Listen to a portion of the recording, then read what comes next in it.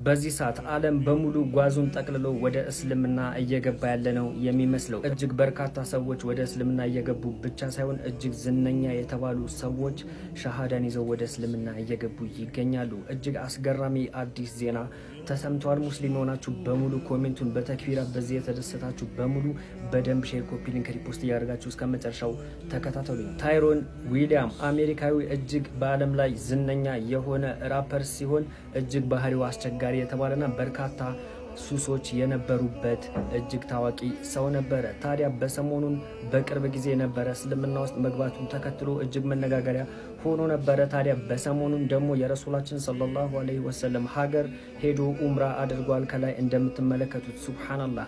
በቅርቡ ከሳምንት በፊት እጅግ ታዋቂ የሆነ እንግሊዛዊ ራፐርም ወደ እስልምና መግባቱ በርካታ ሚዲያዎች ዘግበው ነበረ።